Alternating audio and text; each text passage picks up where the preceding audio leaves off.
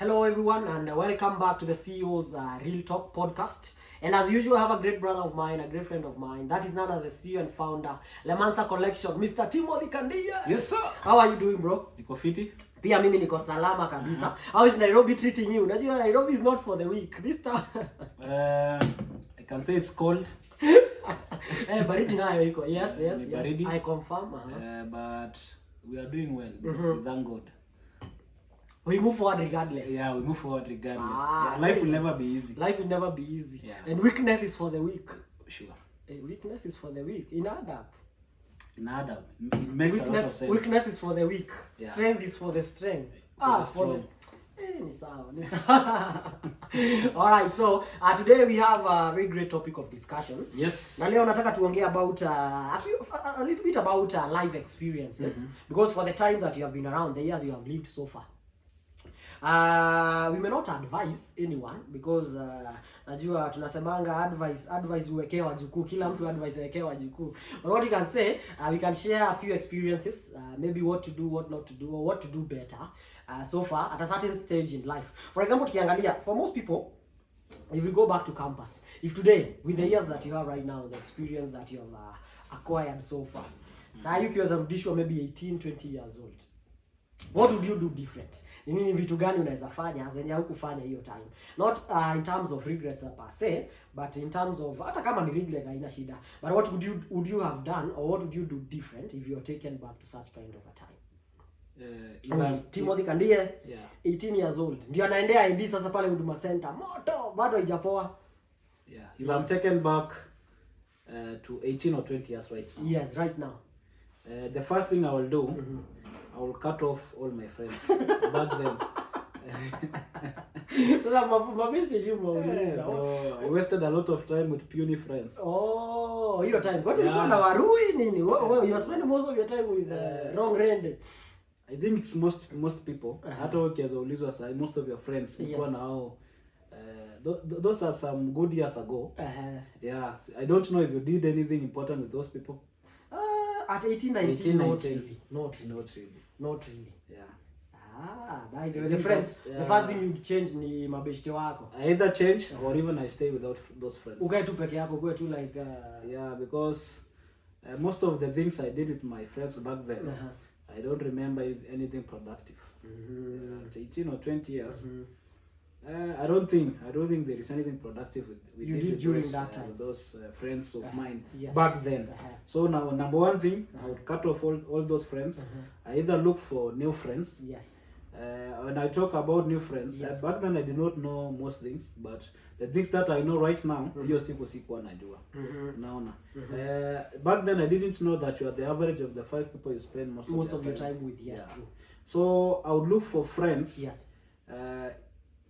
Who will push me to higher limits. Yeah, and I'm very sure if I did that back then, maybe right now, I would be way ahead compared to where I am right now. Yes. Yeah. So what would you do different? 18. 18-year-old. 18-year-old in Nairobi. Or back then, where were you when you were 18? Back then I was in campus, man. I think I was in campus. I think first year, most probably. Yes. Yeah. Ulikuwa na dem? As first year. Ni mbaya. Nilianza mapema lakini alikuwa. But what did I do different during that time? 18 years old. I think I would spend my full time, most of my time, building systems. Building systems. What do you mean by building systems? Building system. Now, by building system, namaanisha, number one, I would lock in activities that zenye zitanigeneratea passive income. For example, me, I'm somebody who loves about the internet, a person who loves real estate and investing. But then by that time I didn't know that I had a passion in real estate and investing. And I also know that I like spending most time on the internet and everything. So ninge spend every single waking moment, for example, building things like YouTube channels. creating content, sharpening my maybe editing skills, vitu kama hizo, and interacting with people who are already in line with what I want to do, and also building a team of people who are like-minded. The same way you said you could avoid most of your friends, I think now I will also come up with a community to build team. Hata kama ni watu wawili kama mimi na Timothy Kandi. Sure. People could do. Yes, mtu mwenye mnaelewana that any gentleman, hii kitu lazima tufanye. We have to do this regardless of what happens. It's a do or die. It's either we do it or die. That's what I would spend most of my time doing, building systems. Not having a girlfriend per se, because that's a waste of time. Sure. That's a waste of time. But I would spend most of that time building system 100%. Trying to understand how can I also create wealth for the longest time possible in such kind of things. How can I make or maybe invest most of my money? And where can I invest most of my money? And interacting with people who are already doing whatever I want to do, or who have already built the systems that I would like to build. So I think hiyo ndio ninge spend most of my time doing. Because I remember at 18, most people ndio wanaanza sasa ukora mingi. Maybe that's where the person now starts becoming a drunkard. That's where people start smoking. Umeingia campus pale, kuna mzazi wa kukwambia watching you around. Yes, there are no villagers to report you to your parents. Yeah. That you're misbehaving. So I think that's what I would do differently out of the same. Yes. Then I don't know if I were to ask, wewe ni nini ungefanya ama nini ulifanya during that time that you actually feel proud of? Before we go there, also, I'm just adding to what you have said. Yes. As an 18-year-old, yes. Just as you have said, I think I would focus my full time, all of my time in learning a skill. That's the same thing as building a system, just as you have said. And I'm just imagining if I studied the game of social media at 18, ningeanza to build social media at 18, building my YouTubes, building my Instagram, and social media entirely. I think right now I will be earning in millions. Yes. Maybe per month from the brand itself, from the brand, from the brands I've built. Yes. So at 18, that will be one of my most focus, building a system and learning a skill. More so, for example, YouTube, learning how to build YouTube. Yes. Learning how to build a brand. Another thing, I'd also focus on my body and health. And my fitness. Your fitness, yes. Yeah, exactly. So I make sure that I'm in the best shape of my life. I'm not doing anything to do with drugs. I'm eating healthy food. Yes. I think that's also a good one because an healthy mind, an healthy body is an healthy mind. Exactly. So if you are healthy in the body, means that means that you can focus most of your hours doing something productive. Exactly. Yeah. So you had a question. What are some of the things that you did at that age that you're actually proud of? So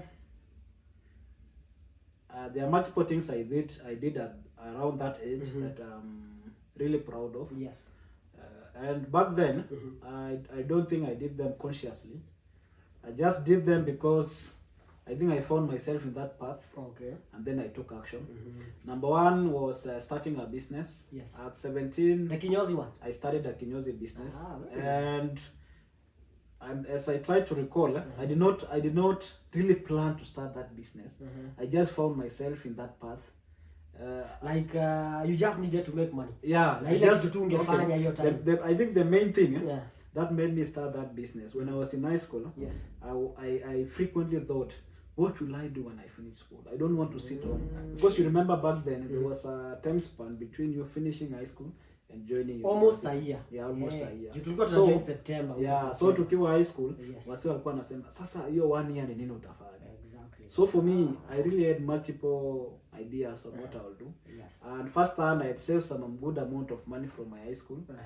And not from my pocket money because pocket money was peanuts. Mzee alikuwa ananidunga kitu kama punch. 500. Hiyo time 500 ilikuwa pesa mingi. I will not forget. Anakwambia hiyo ndio fare ya kwenda shule. Hiyo ndio iko na shopping na fare ya kurudi. Na ukiwa shule kama utakula kitu, pia ni hiyo utatumia. And we used to manage. 500 saa hii huwezi nunua kitu yote. 500 right now. We used to manage by the way. So I saved some amount of money. Yes. Then nikimaliza form 4 I had 2 ideas. Now I had a couple of ideas but 2 won nilikuwa nafikiria kuanzisha dairy business. Kuuza maziwa, mayoga kama maziwa just yenyewe. milk products. Nimetoka, I just collect from, I move to house kwa Ushago, I collect the milk, nitengeneze ka joint, I sell them, something like that. And then the kinyozi one.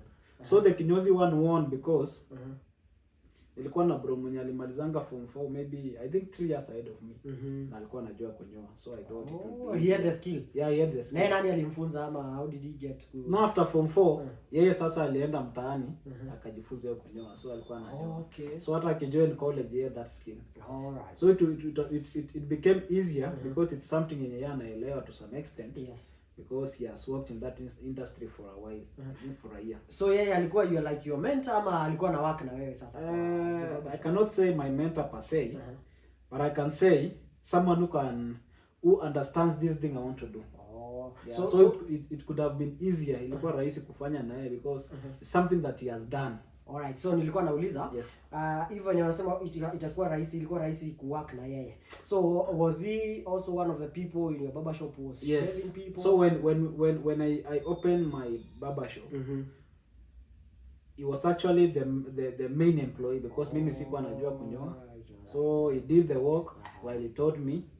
Now before I added another employee, there were 2 and then plus me were 3. So after a while, after amerudi shule, so I had another employee. Mimi nilikuwa nimeshikashika kidogo and then I proceed. Yeah, so that's one of the things I can say I'm proud.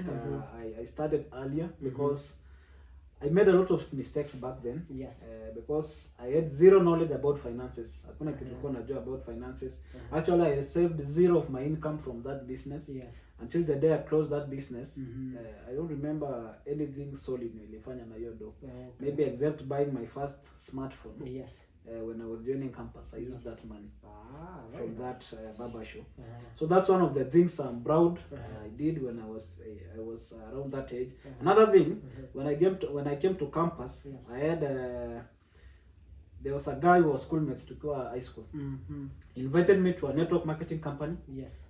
I joined, and that's one of the best decisions I can say I did or I made. Yes. Yeah, that was back then, 2019. Yes. Yeah. So that really changed a lot of things in my life. And another thing I think I'm proud of, back then I was a very religious person. You have shared with me. Yeah, I was one religious motherfucker. Hiyo kitu ilinisaidia sana, especially in terms of drugs, because come to think of it, mimi mse nikiamua kufanya kitu nimeamua. So kama ingekuwa pombe ingekuwa mbaya sana. But religion helped me afford most of my shit, especially in first year and second year. And when I joined network marketing, I shifted from hiyo part ya kuwa mse muoli sana. Sasa to focus on the business. Yes. And it also helped me because I put almost all my focus in this business to a point that singekuwa na time ya kuinteract na wase. I didn't have time to waste and even time to misuse those drugs if I were to misuse them. Vile wanasema an idle mind is the devil's workshop. Sure. So you are too busy. Yeah, I was too busy for that shit. I also remember myself when I got started. In the second year. But sikuwa na time ya kwenda bash. Hakuna time ya kupati. Yeah, you are thinking 24/7 about locking in and building something for yourself. And actually I appreciate that myself. Na sahi by the way nazambia anybody mwenye yako campus, you're a gentleman, uko pale campus or a lady per se, and you're in your first year. Look for something that will keep you busy. Find something that you can build. It could be a hobby, but you can turn that hobby into a serious money-making strategy or into a serious money-making vehicle for you. Because your time ukiwa engaged and you're thinking about different things, ama you're building something, hauna time ya get distracted, and also maybe waste your life in drugs and substance abuse. Unapataga that you're doing something and you're building something that itakusaidia. I think the best thing that I did back then was developing a work ethic. Bana ningefanya kazi naingia kitanda 4 AM na 8 niko na class. So 24/7 you're busy building. And I would say actually is one of the best memories that I have, because if you are doing something productive, and you should spend most of your 20s or that age or your teenage years building something for yourselves. Make as many mistakes as possible because you still have time, and also you can also take more risks because you don't have a family, you're just by yourself. Mzazi pia anaweza kusupport ukianguka mahali. So I would also advise anybody mwenye ako campus sahi, I would just give them this information for free. Find something that you can build. If it's a hobby, kama unaweza swim bana, spend most of your time swimming. Doing that shit. Spend most, kama wewe ni msee unajua basketball, spend your time playing that basketball. Doesn't matter whatever your hobby is, spend most of that time doing whatever you like most. Again, kitu pia ingine nakumbuka I did during that time, I invested a lot in knowledge and research.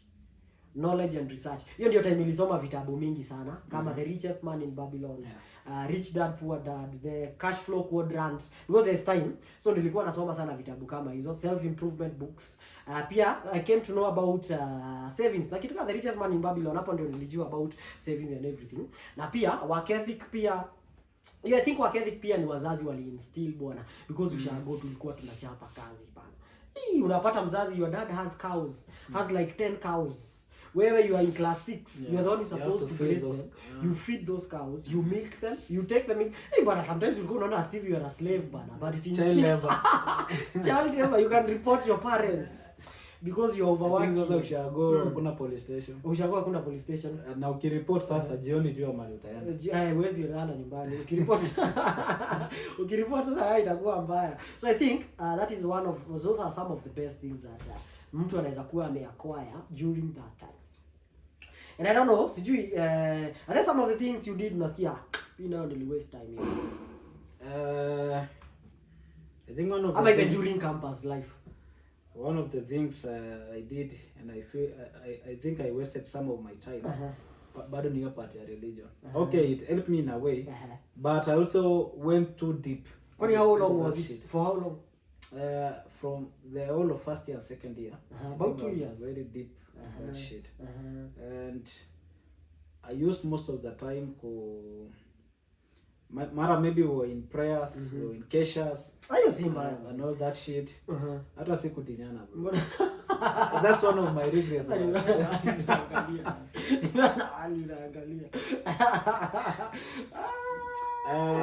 But kudinyana si regret. It was a plus for me, but I think I just used most of my time on the religious part, which was not, when I look at it right now, it was important, but not that important. I shouldn't have spent most of my time there. Hiyo time kitu ningefanya, maybe ningejifunza hata grow my editing skills, because ningezaenda maybe 1 week prayer and fasting, tunaenda kwa mlima or some shit like that. So your time, you imagine 1 week fully focusing on learning or how to edit a automated video on YouTube. Right now I would be swimming in dollars. So some of these skills nilikuja ku learn later. But yeah, it's not too late actually. Right, bado it's a process. It's a process. Bado hujapona kitovu. It's a process. Yeah. So for you, what do you think you regret? Is there anything you think unaweza kuwa na regret during that time? Anything I think I regret during that time. Yaani kama alikuwa locked in. Bwana nilikuwa nachapa kazi bro. You don't regret? Mimi nakwambia hata sikupiga sherehe sana that time. Also, I wouldn't say that I regret having a girlfriend during that time. It's not a regret. It was inevitable. It was inevitable. She was a great person. Sidhani kuna regrets mingi because at that time mimi sikuwa napiga sherehe. The only thing I regret, but nimekumbuka, it's doing strategic management in Moi University. and going to Moi University. What would you have done? Fuck that shit, man. If I knew I would have done real estate and investing. Because that is one of the things I enjoy. But I think going to campus, I don't think it's something bad, because it's not something bad. There are many people who are fighting that thought. You're on campus, you are wasting your time or something. But come to think of it, the campus ni kitu ya kwanza ni kutoa ushago after form 4. Very true. Na ikanipeleka in a different environment completely. So it forces you first to think differently. Yes, very true. Ujifunze pia how you are going to accommodate yourself among other people. And also hiyo kukuja campus is what gave you the opportunity that you grabbed back then. I couldn't have connected with it if I didn't Yeah, go to if campus. kama ungekuwa ushago That's bro, true. ungekuwa mkulima Hiyo sana. ni ukweli. Ningekuwa mkulima. But by the way hata mimi kama ningekuwa ushago sasa hiyo time.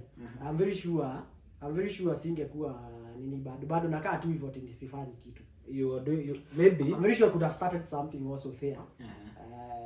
Most probably in the farming industry.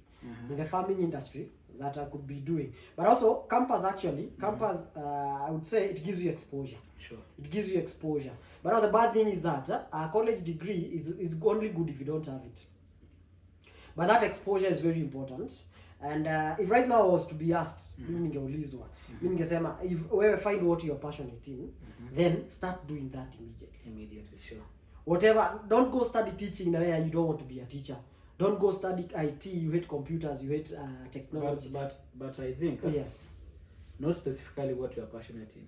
Not specifically what you're passionate in. Find something what you're good at or what you want to get into, or maybe a hobby. What you think will work for you, and then you create the passion within that area. Yeah. Yes. Because if you say what you are passionate in, hey bro, mimi nilikuwa napenda madeni. Hey bro. So ungepotea tu. Kama hiyo ingekuwa inanilipa, bro, I could have focused. You could have focused full time 24/7. Pour all my life into that shit. Kwa naangalia tu Jerry. Mora. Hey, ni mbaya. I also think your time at campus, you should also spend most of that time trying to find what you want to spend your life doing. Sure. Trying to find your area of that's the right word. Expertise ama your area of professionalism. Sure. So unajua mimi ni msee napenda maybe if you are a fashion guy. Unajua mimi napenda fashion. So most probably you should be researching on how to get into that industry and how to make money doing what you are passionate about. Yeah, because I'm imagining ningeanza Lemonsa collection 2019. Yeah, bro. So unaona sahi it could have been a global brand by now. Thank you. The same way nasema mimi ningejua hata ningestudy real estate and investing.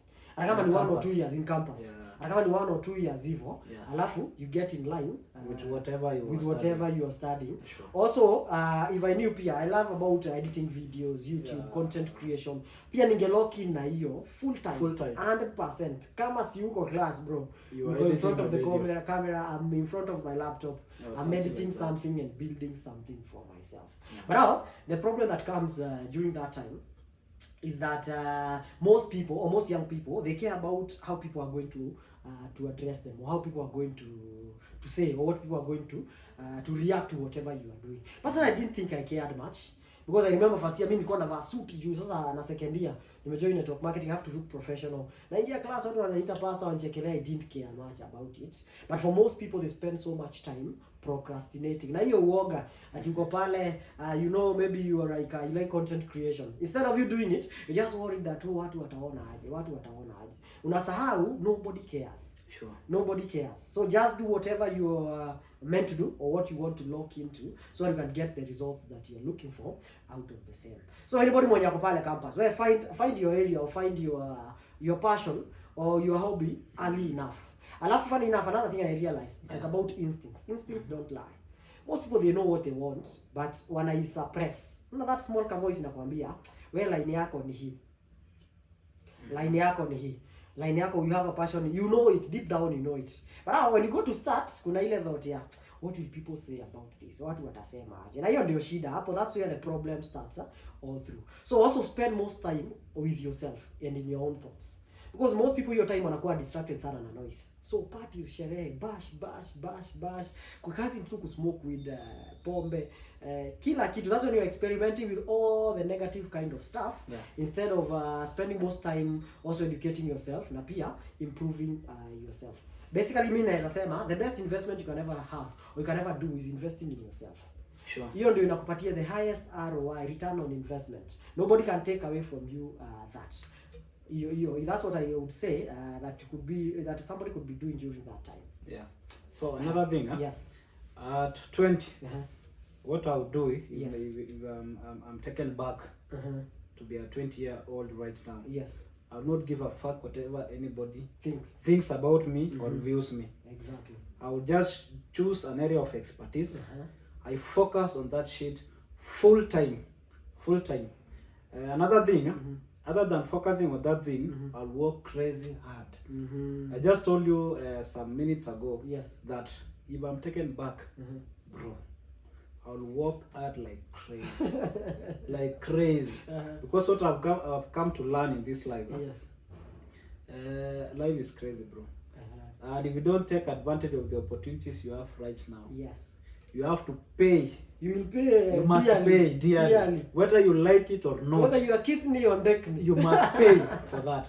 Yeah. So so that person who is viewing us today, right at campus or wherever you are, maybe even you are not at campus, maybe when himself for 30 years or more, whatever you are doing right now, put every effort, like your life depends on it. As if there's no tomorrow. Yeah, because surely your life depends on that shit. It depends on it, yes. And just as Mr. Eugene Baoni said, your instincts do not lie. Yeah. And if you feel that you are supposed to do something, even if that thing comes out to be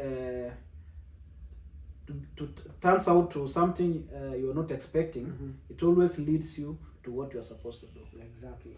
Yeah. So what you are seeking is also seeking. Yeah, it's also seeking you. Yes. So it's a process.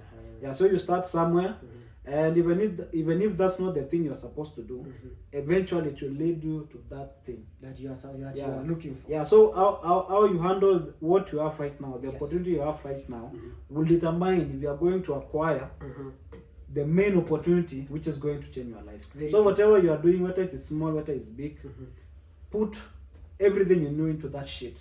Because that might be the only, actually it's the thing that will change your life. It will always lead to the next thing and the next thing and the next thing, which will change your life completely. Yeah. Ah, very nice, very nice, very nice. Alafu, there are these people who are currently, maybe somebody's a student somewhere, or they are still young, but anapata opportunity here hata anaona I still have time, because I've interacted with people. The good thing about network marketing is that you get to meet so many people. I've interacted with people, mtu anakuambia mimi bado ni mdogo, I'm not interested in looking for money right now. Ukimuuliza ati mdogo uko na miaka ngapi? I'm just 26. Just 26 ni mdogo. Hata anakuambia I'm just 20, I just turned 18, I'm still young. Hey bwana, if you knew, the sooner you start the better. The sooner you start the better. You know, people mistake one thing. Yes. Even if you are not making money, you are learning a skill. Exactly. And that skill, sooner or later, it will come in handy. Yeah, it will make you the money. Yeah. So whatever you are doing, there is nothing you are doing for free. Yes. Yeah. We usually say that it's only the check which has not matured. But your effort will pay you eventually. Yeah. As long as you continue consistently. Doing it. Yeah. As long as you become consistent and you don't quit. And I remember in our previous episode when we were talking about network marketing, tulikuwa tunasema the greatest problem that we have right now with the current generation, the Gen Z, is the microwave mentality or microwave mindset. Mahali unataka umefanya kitu leo, tomorrow you are the next big thing. Umefanya kitu leo, kesho you are a millionaire, you are a billionaire. And most people do not value that time that you invest in learning something or becoming a professional at something. Because as a matter, for you to become a professional at something, you have to have spent around 10,000 hours of doing that thing repeatedly over and over. And actually, say with the age of the internet, ni rahisi sana kutengeneza some serious amount of money. If only you come through the right opportunity, number one. Then number two, you spend most of your time figuring out what you need to do and how exactly you also need to do it. Because the internet has made the world like more of a village. Sure. More of a village right now. So hakuna skill hauwezi jua. Hakuna skill hauwezi jifunza online, and you get to a point whereby and you're going to take your skills to the next step out of the same. So if I was to be asked personally, with the knowledge I have right now, maybe I wouldn't even go to campus. Yeah. With the knowledge I have right now. Yeah.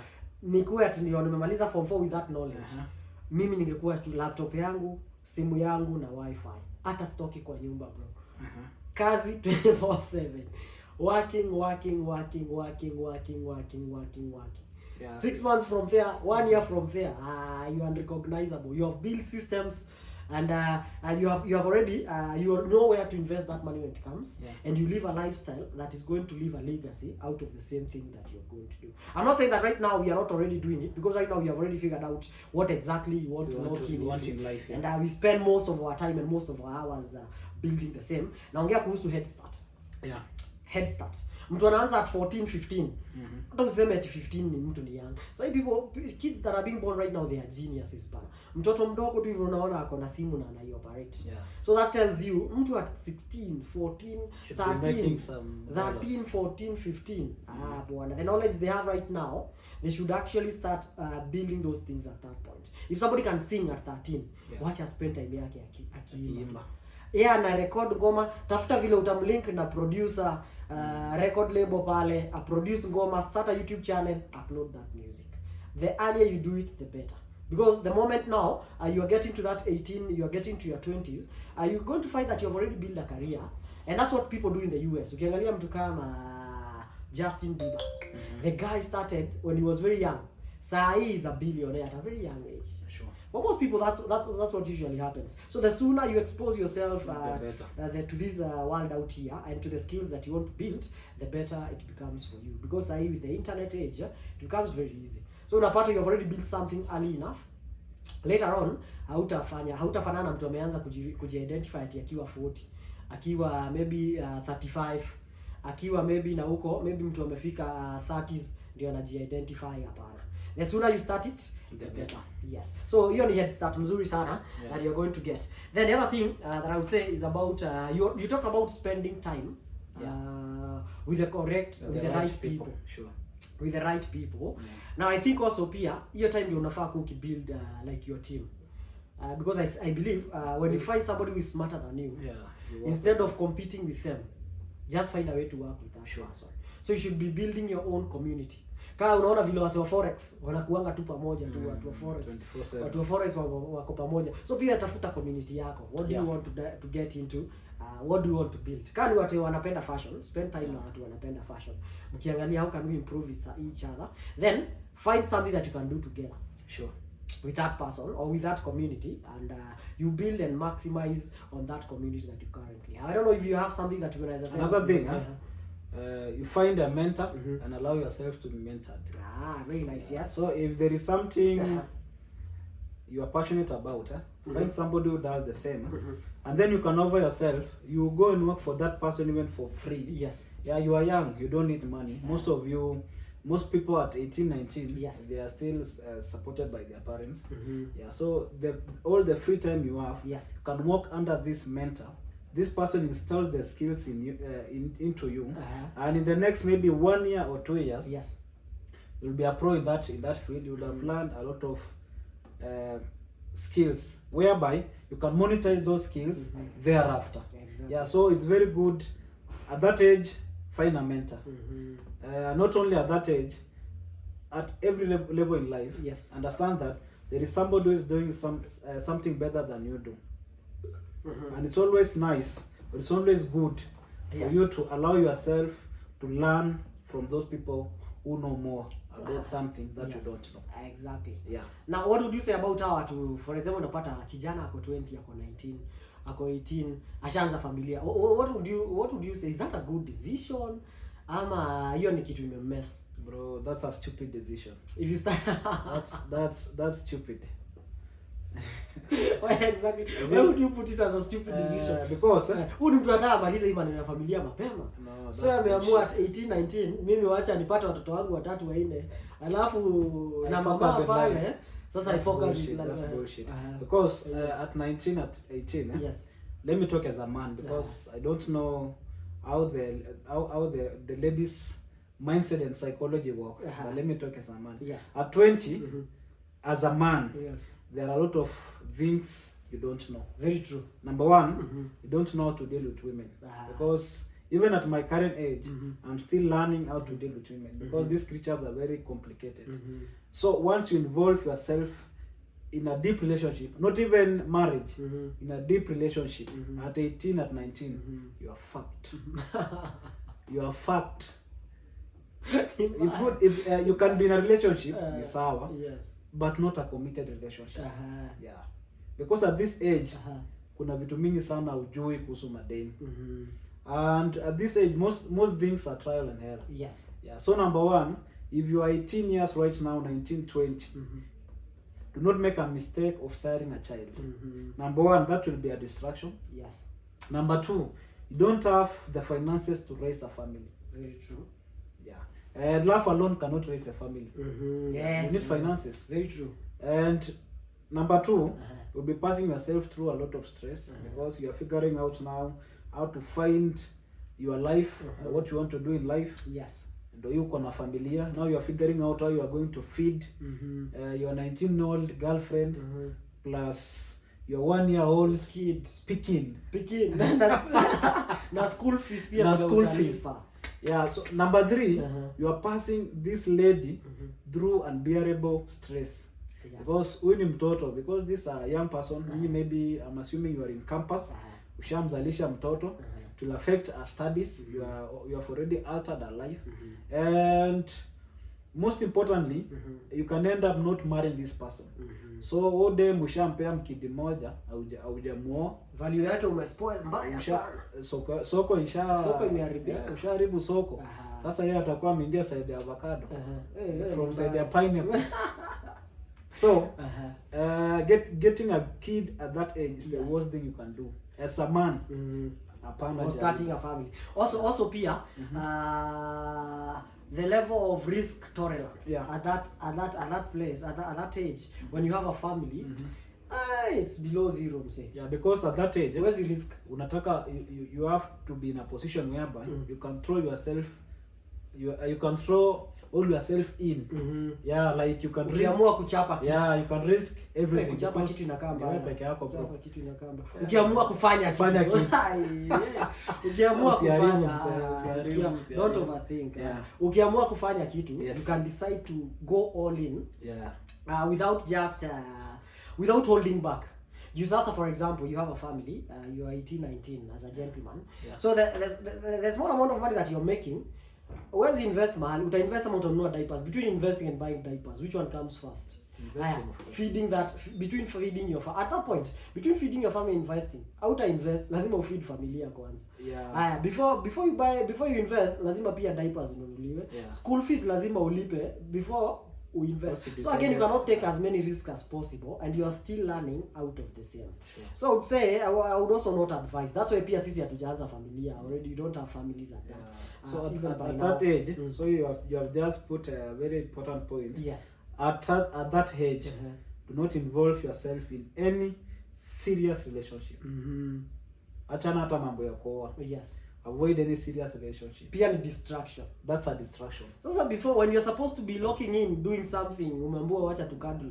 Alafu girlfriends, poverty, my friend. Girlfriends wanatakanga uko unapigia simu on a daily basis.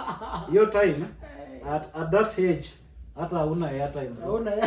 Wengine hana. Dem anataka muongee for 1 hour. 1 hour mnaambiana nini? Anataka umpeleke out saa to, you need like 5,000. Yeah, you don't have money. Your pocket money is 1,000. Ni mbaya. So don't try it. Sijaribu. You are going to fuck up your life. Yes, focus on building skills. Focus on maximizing the number of hours that you are locking into something serious that is building yourself. And another thing that most people don't understand at that age, and the best thing I love about being a man is that as a man you are born with zero value. You have to build your value as a man. What do you mean by saying the best thing you like about being a man? Is that you're born with zero value, and you can become whatever you plan or whatever you choose to become. So you're talking for men, not for ladies. Not for ladies. Ladies already when they are born with value. Say sure. A 21-year-old and an 18-year-old lady, you cannot with the same 18-year-old gentleman. The gentleman is invisible. He's a nobody in this world. Invincible, zero. Hakuna kitu wako nayo. Number 1. But the lady is already very attractive. And I think that's how nature works out. A lady are those years it's during their prime. They look very nice, very attractive. I think it's a way of nature telling them at this time maybe you should find a husband or somebody who has already found whatever they want to do, who have already succeeded in whatever they are doing, to start a family. The opposite is also the opposite now comes in, whereby a gentleman, by that time, that's when you are starting out to build something for yourself. Ndio umejua, by the way, ndio skill yangu. Let me start building over and over and repeatedly out of the same. So if you spend most of that time kwa distractions, itafika by the time you are 40 ndio unashanga, by the way ningefanyanga nini? By the time you are 45 you're like, I wish I could have done. Sasa ndio unasikia mtu anaanza kusema I wish. So the sooner you lock in, the better. Now I think even the Bible says my people perish due to lack of knowledge. Most people because they lack people to advise them or to tell them such kind of information that you are talking out here, or the information that you're trying to instill in some of these young people out here is what makes them get lost in the way. Na ukiangalia campus kuna a lot of free time. There's a lot of distractions. And a lot of distractions also. Na pale ni weird choices zako na decisions zako is what you are going to come to live with later on of what you do ukiwa pale campus. So it's very important that you be cautious of how you spend your time pale campus. Because hata unapatanga ati mtu alienda campus 4 years haku graduate. Aje, kwa nini alikuwa anafanya? Haku graduate. Si ndio? Haja graduate number 1. Then number 2, hata kama haja graduate hana skill yote, they are still broke. They haven't built anything for themselves. They haven't become anything important. So you see, they just wasted those 4 years just like that. Now 4 years is not a short period of time. Najua inatusonganga haraka sana. You don't realize it. But I believe it's important if you spend most of that time and most of those hours ukifanya kitu ya maana yenye utapata. Yaani hata you go, you find a mentor you can work under for free as you learn the skills that they do. And you get to the next point whereby you have built something for yourself. Yes. So I don't know if you have something else that you can add about the same, on the same topic of discussion. I'm thinking. So I'm just focusing on how you can be able to build a solid financial, which is the best word I can use. Vehicle. Not even foundation. So at that particular age, yes, it's very important that if I'm taken back there, I also spend most of my time learning about finances, how to save money. Yes, number 1. But then also I read a lot of books, just as you did. Yes. I read very many books at age 19, age 18. Yes, I really read a lot of books, and I think it's very important. It really helped me throughout my journey. So it's very important you learn everything about finances, how to save your money, which is very important, how to invest that amount of money you are able to save, and most importantly, how to make more money.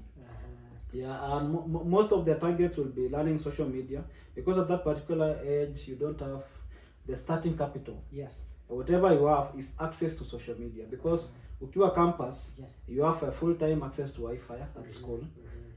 So you use that time to learn about finances and how to make money.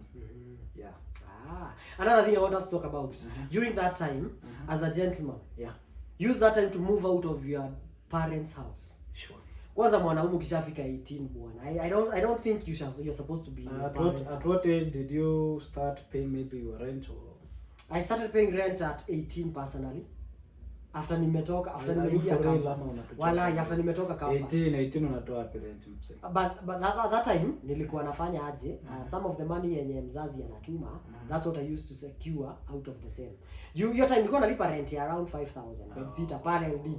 Haikuwa pesa mingi. But then I had started my network marketing business. So at least nilikuwa na manage hiyo 5k yangu, na manage vitu zangu, mimi nalipa rent yangu out of the same. So I would advise anybody, any gentleman kwanza, kama uko 18, bana toka kwa nyumba ya mzazi. The sooner you do it the better. Enda na mattress yako, kunja mattress yako, weka kwa floor. Alafu find a way to access the internet, a nice smartphone, na pia kuwa na laptop. Those 3 things. Very important. Move out, find a way to access internet, have a nice smartphone, and also have a nice laptop. Those 4 things are very important out of the same. Start, because that's the time that you're going to find yourself, number 1. Tena ukikaa na mzazi, mtaanza tu kusumbuana. You will be also very comfortable. You'll also be very comfortable. Because you see, number 1 thing, when you move out of your parents' house, the first thing you do, you create a money problem. So rent lazima ilipwe. So your mind starts thinking in terms of rent itatoka wapi. How do I make money to pay my rent? Because again at 18, 19, wewe ndevu zako uko nazo hapo, hey mom, hello dad, unaweza nitumia 500, unaweza nitumia 1000. It looks somehow, I don't know, I hate borrowing personally, but I feel like something is wrong somewhere. For ladies, mimi ladies ningesema wakae tu na mzazi. kaa tu na mzazi until the time that you're going to get married. That's what I would say for ladies, because what happens, the hard life out here, when a gentleman or when a male person, a male gender experiences a hard life, it builds them into a good person. But a lady akipata hard life, ni kama inamtraumatize. They don't become a good person. It makes them lose their femininity. What I would say personally, from my own personal experience, it would make them lose their femininity or the soft spot of being a lady. But for a gentleman, hard life and also challenges, they toughen you up. Yeah, sure. They toughen you up. So hata wakati itafika mahali that you have a family, there's nothing that will be impossible to handle. Responsibilities zako zote utakuwa una figure out. So the sooner you move out as a gentleman, the better. Where ataenda tofute bedsitter mahali hata kama utailipa 3k. I don't know how much, or I don't care much how much it's going to cost you to pay that rent. But just find a way to move out of that house. Then you create those money problems. Now you're in a position your mind thinks. Maybe you have your rent, maybe it's going at 5k that time, or maybe whichever amount, 3k. So your mind will start thinking, how can I afford this 3k?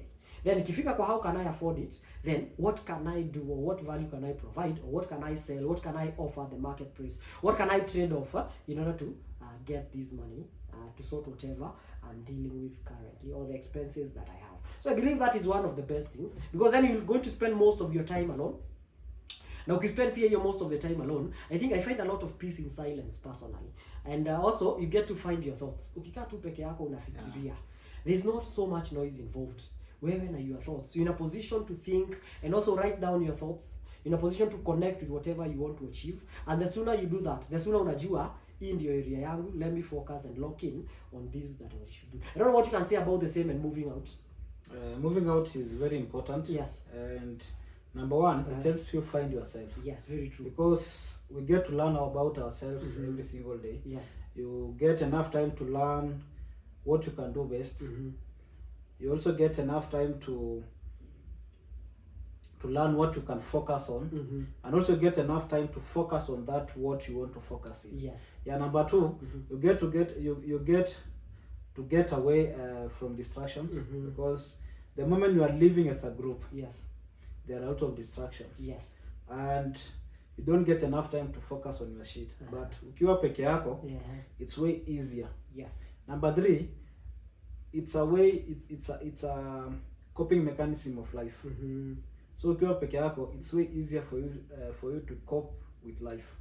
In what way exactly? What do you mean by coping? In what exactly? How exactly?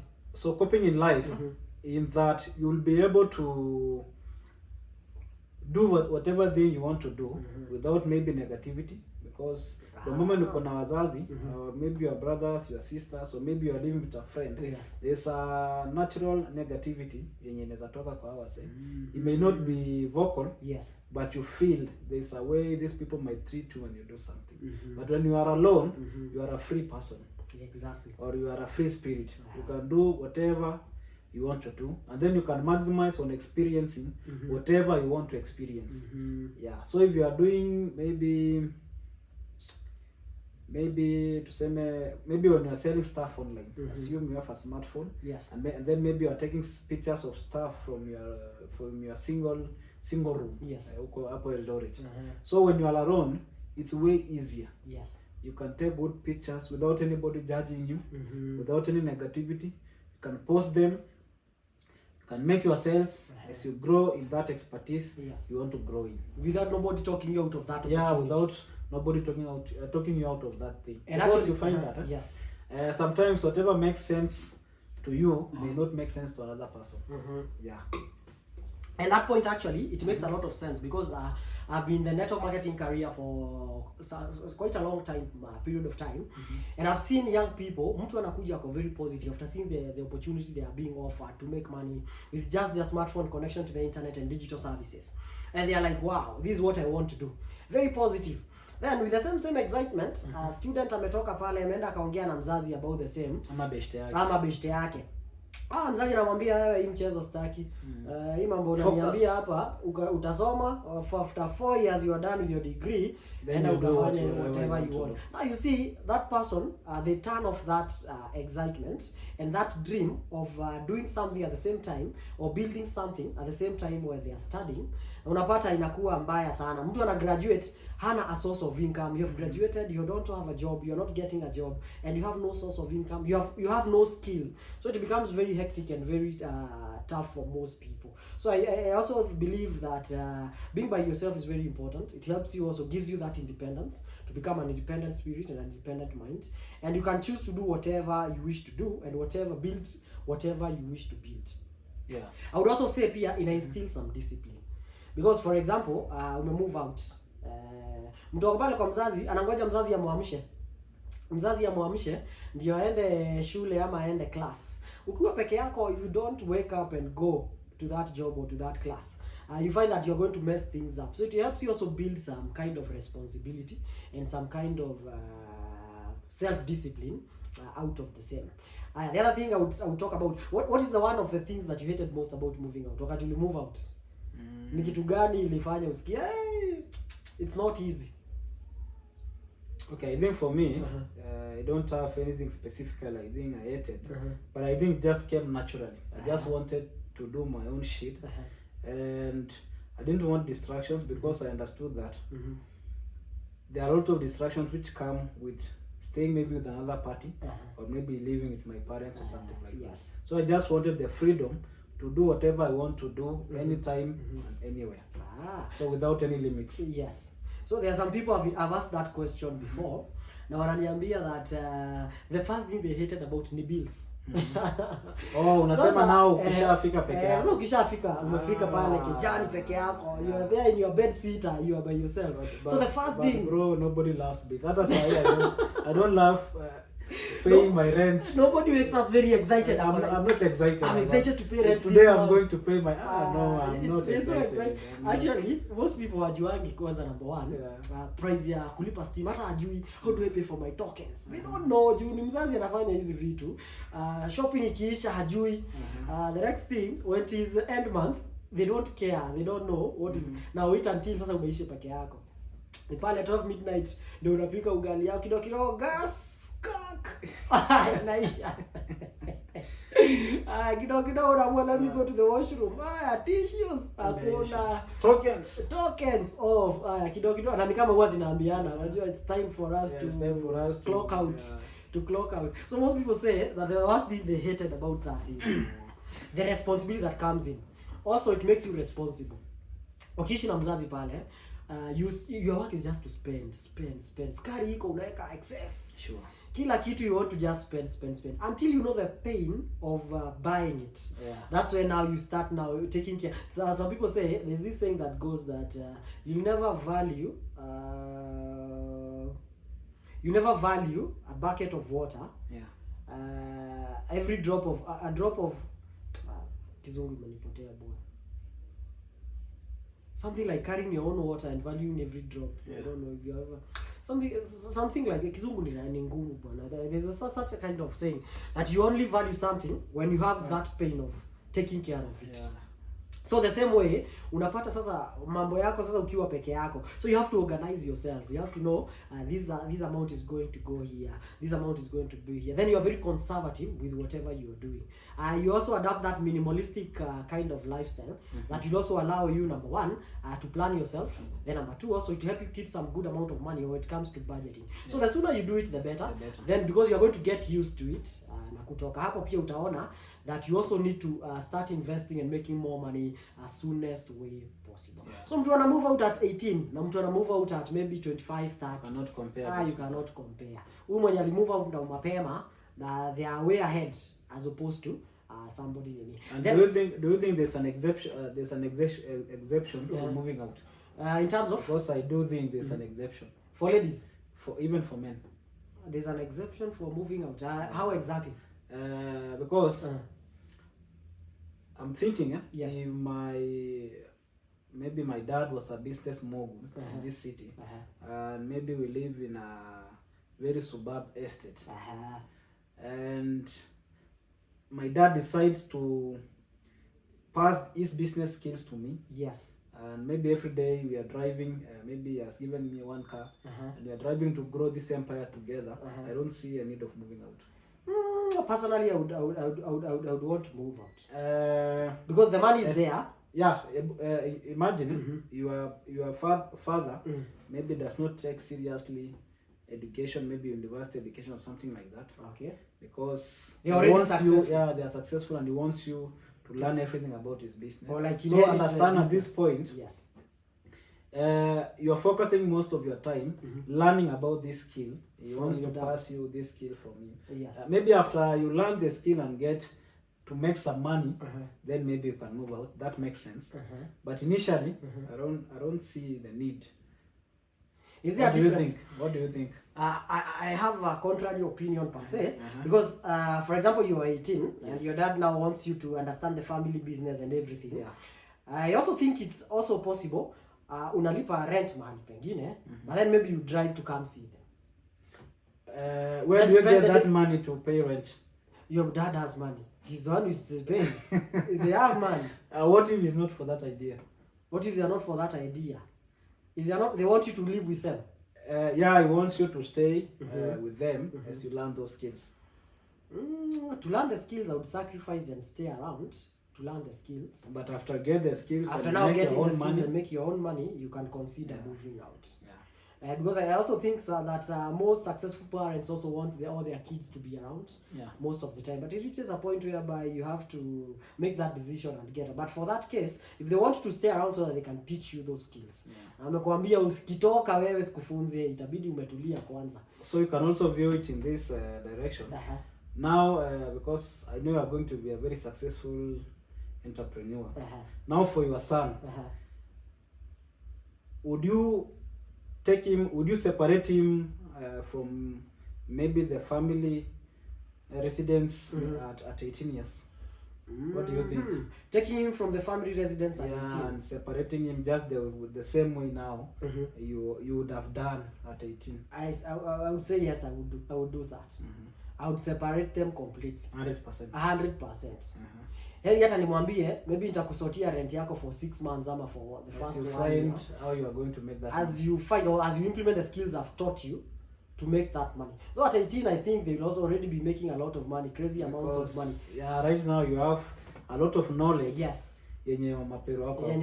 Yeah, because pia akikaa pale, I don't think they would become a very responsible person the way Sure. So for me, I would advise 18 ikishafika, whether they are making money or not, but I believe they will be making crazy amounts of money by that time. Wewe toka, go try to. Do you think it's possible to install that discipline in your kids without separating them from your home? Yeah. The discipline of working. Yeah, because I'm viewing it in this way. When yes. I view most successful people, maybe worldwide, most of them. I see most of them stayed with their parents. Okay, I'm talking about billionaire parents, millionaire parents. Yes. Most of them stayed with their parents. Most of them are still staying with their parents. Yeah. If you check like Indian families, successful Indian families, yes, they still live together.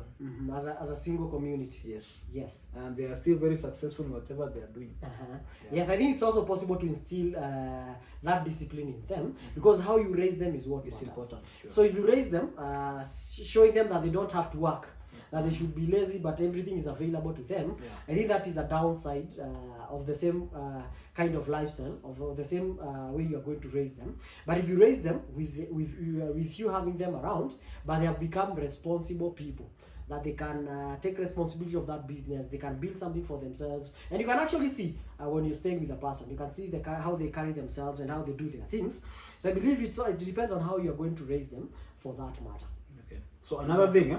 I think I would also follow only advice from people who are successful in whatever I want to do or in whatever career I admire.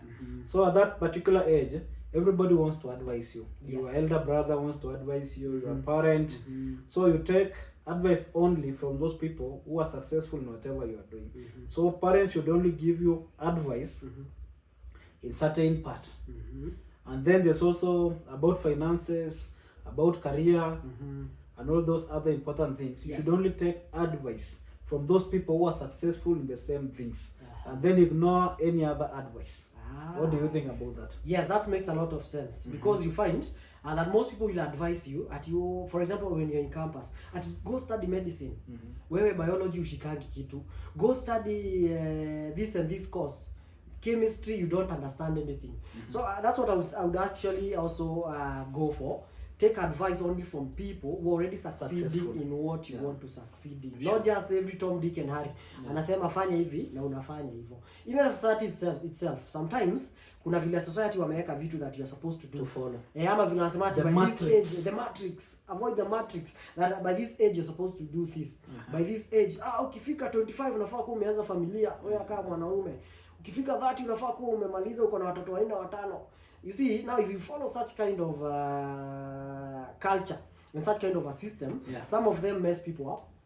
So it's very important to understand the journey that you are taking, but focus mostly on how to become more valuable, and also spend most of the time listening to people who you want to be like them. Na uzuri wa saisi lazima ukuwe unajua huyo mtu personally. They are mentors. They are mentors. You can follow somebody on YouTube, Instagram, any social media that you have, and listen to whatever they are trying to instill out of the same. Yeah, because at this age, unapata most people are lost on where they can get maybe financial advice or business ideas or something like that. Yes.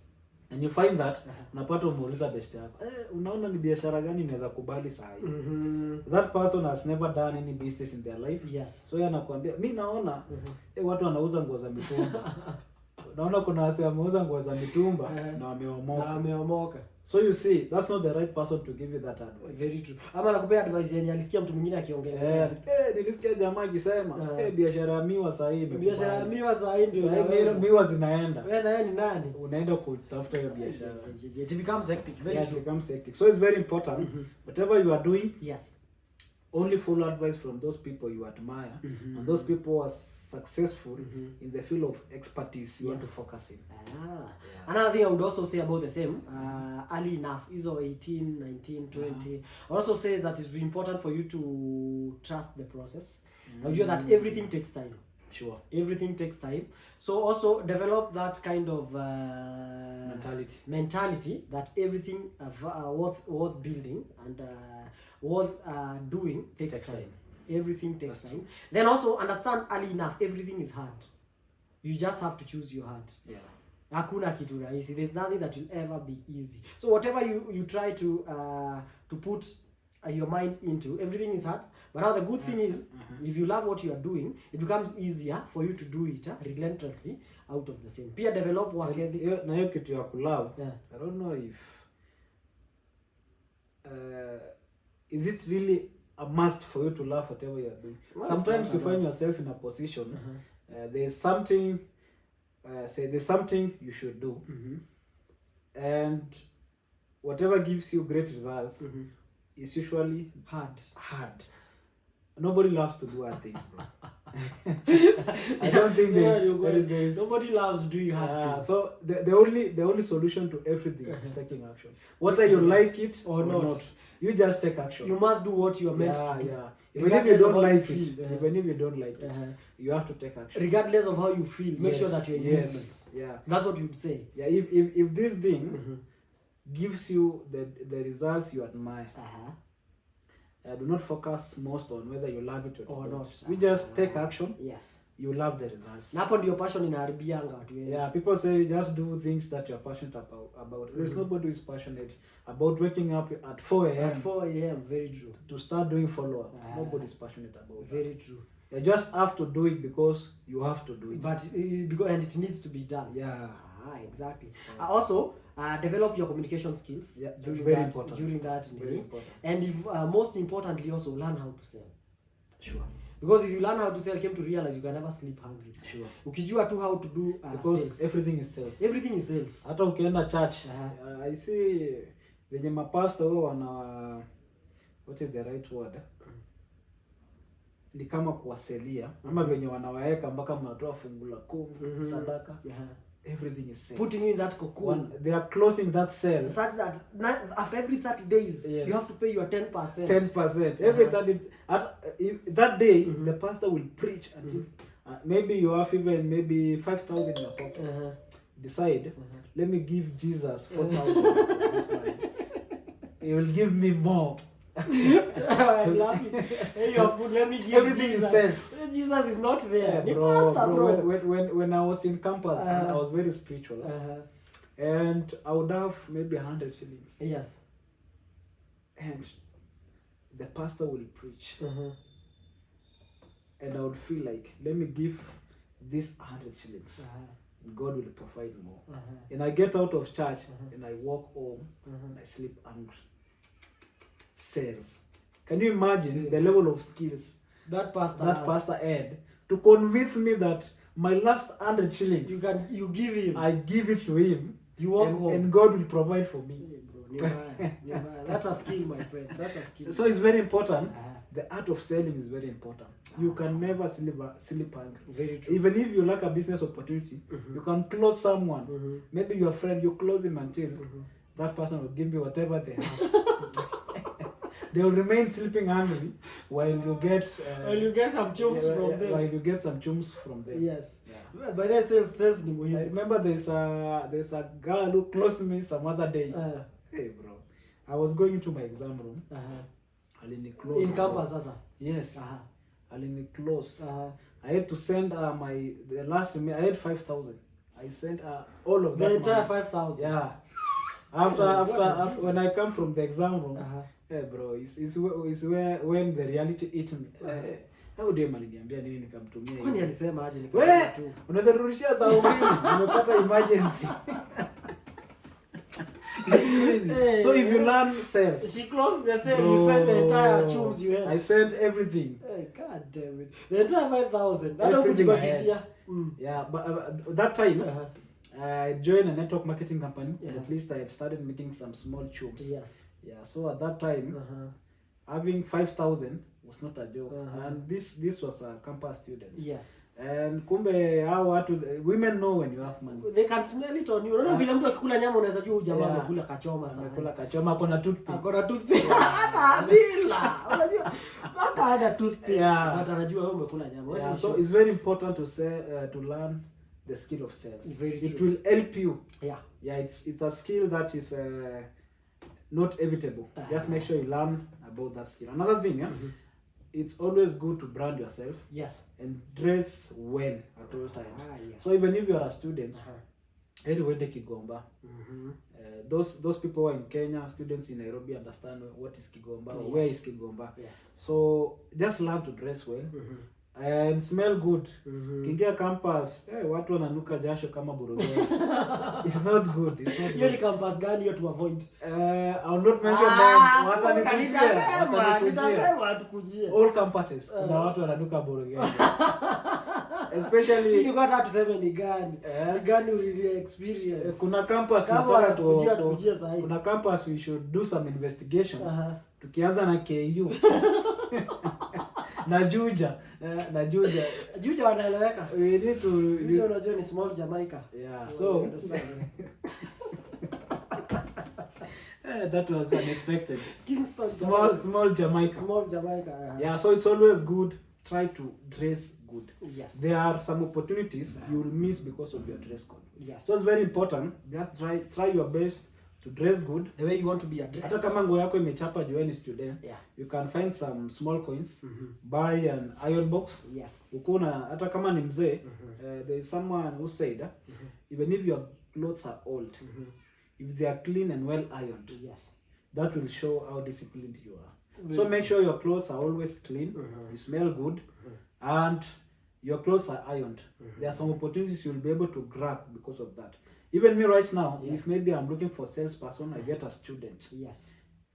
How they look really matters. If this person is clean, they look presentable, and they look presentable, yes, I can give them that opportunity. Yeah, so it's very important how you smell and how you look.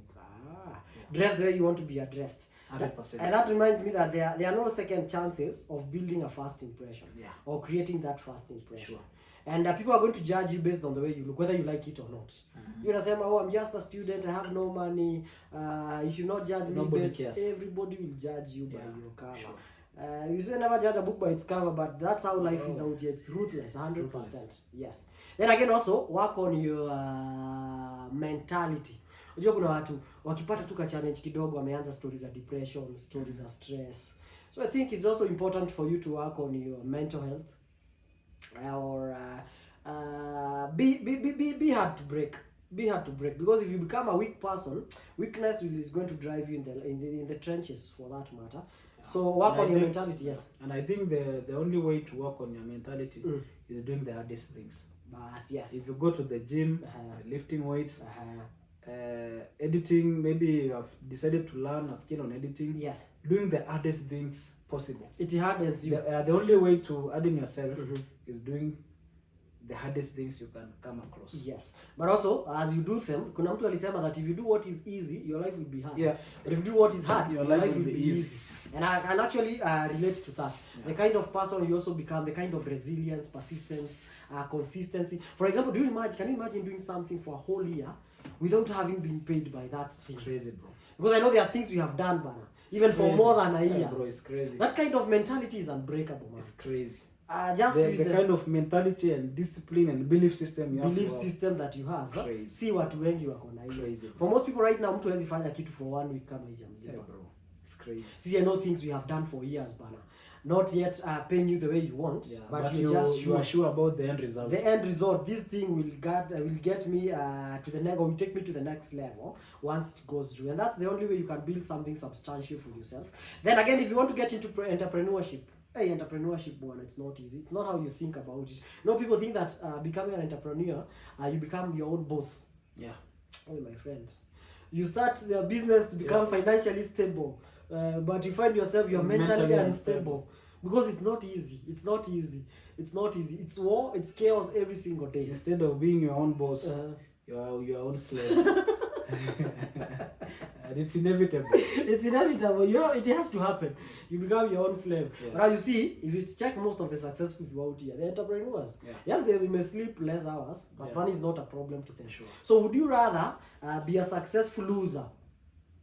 Or would you rather be a person who is doing hard things than they are successful than a person who is doing easy things and they are poor? Yeah, sure. You better do hard things and you're successful, and it's a win-win out of the same. The good thing is that when you have money, everything becomes easy for you. Other your problems, they just become a mere inconvenience, and you're in a position to build something for yourself. So I don't know if you have something else you can add on today's episode. I think we have said everything. We should be winding up. We should be winding up by now. So those are some of the things that we would have done if you are taken back with the same mentality you have right now. Sure. To being 18, being 20, or back to campus and such kind of items.